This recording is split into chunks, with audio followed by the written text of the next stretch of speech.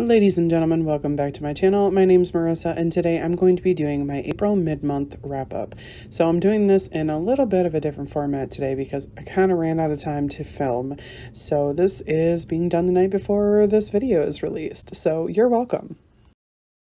So the first book that I ended up finishing in the month of April was A Wild Sign in the Alpha and Omega series by Patricia Briggs. So this book is, of course, following Anna and Charles Cornick. This is, I don't even know what book number this is in the series, honestly. But basically what happens is there is a colony of people that are living kind of off the grid, and this whole town just basically disappears. So Anna and Charles, of course, get sent to investigate it, and they end up coming across a monster, which is, of course, basically the premise of every single book. In this series, it is based on werewolves and a werewolf pack. Of course, Anna and Charles are both werewolves, and they are part of the strongest, like, alpha wolves pack ever. So yeah, absolutely love this series, and this continuation is no different. So the next book that I ended up finishing was The Republic of Thieves, and this is in the Lies of Locke Lamora series by Scott Lynch. So of course this is a reread for me. I really love the Lies of Locke Lamora series. This book, you know, honestly, I had forgotten most of it. I mean, it's a great book, and I absolutely love the characters, and I love the setting, and I really like that in this one we actually get to meet and spend a lot of time with Sabitha. You know, we've heard a lot about her in the first two books, but never really gotten to know her character much. So this book is really great for that, and I really love both of the timelines that they're telling in here. So yeah, just overall a great reread. So the next book is In the Afterlight, and this is book 3 in the Darkest Mind series by Alexandra Bracken. And this book is set in a dystopian world, and it is basically all these kids that by the age of 10, they either die or they get these crazy powers. And in this book, we are at the point of the series where we're like fighting the government, and you know, this whole group of kids is together. Can't really tell you a whole lot because, you know, spoilers at this point. But I did end up enjoying this. It was kind of just like a middle of the road book.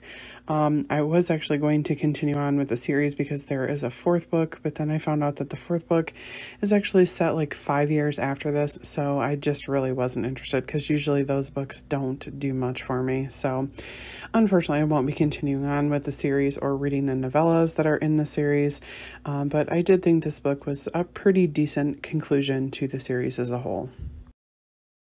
So this next book is Foundryside. This is, of course, in the Foundryside series by Robert Jackson Bennett.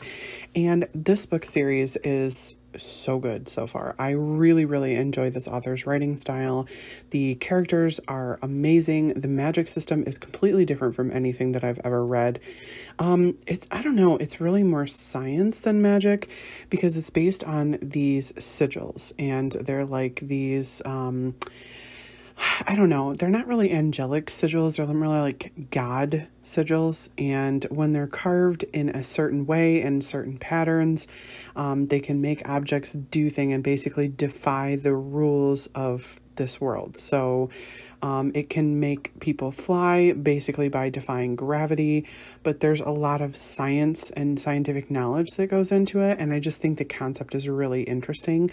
So honestly, I'm pretty hooked on this series so far, and we're following this main character who is a thief, and she ends up stealing something, and one of her main rules is that she never looks at what she's stealing, and she never, like, she has to steal this box. Well, she's not supposed to look in the box. Well, for some reason, she decides to look in the box, and she ends up getting drawn into this huge conspiracy.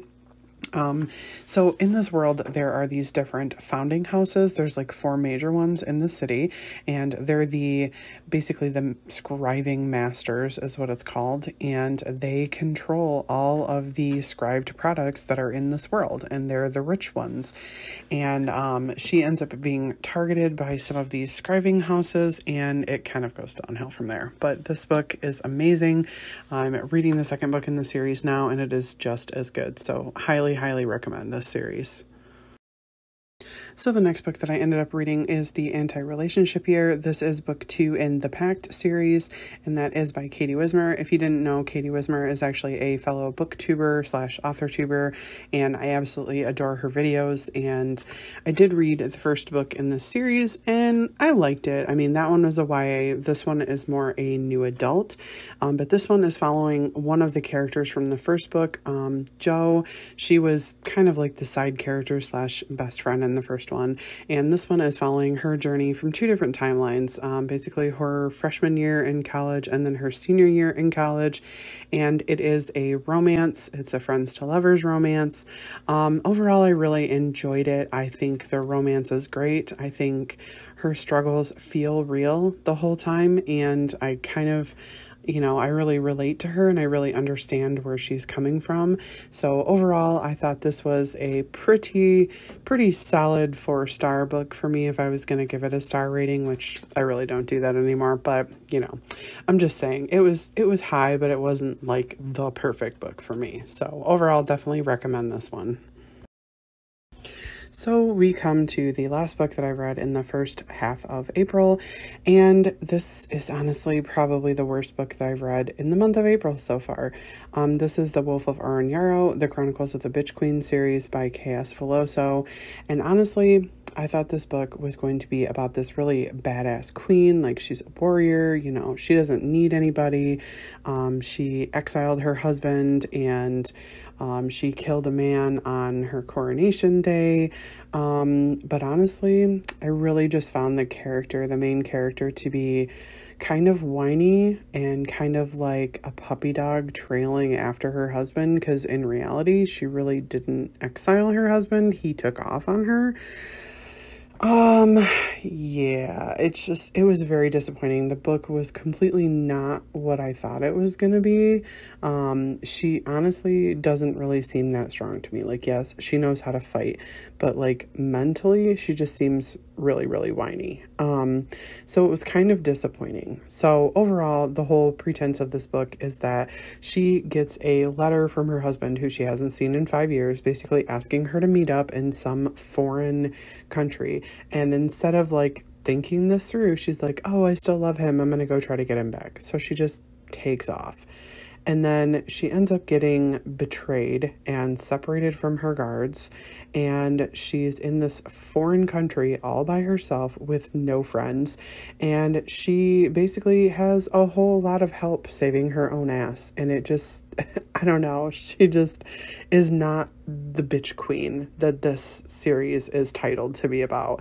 So honestly, I made the mistake of buying the second book before I got too far into the first one, and I don't really want to read it at this point, but I'm going to try just because I already paid for it. So yeah, do not recommend this book as the Chronicles of the Bitch Queen, because she's not really. So yeah. All right, so that is my wrap up for the mid-month wrap up for April. I have read a total of 6 books, and it looks like I am actually behind on my book goal of 150 books by the end of the year by 1 book, which is fine. At some point, I'll make it up. I've been either 1 behind or on target, pretty much the whole year so far. So I'm pretty sure I will make it happen. But anyway, that is all I have for you guys today, and I hope to see you in my next video. Bye-bye.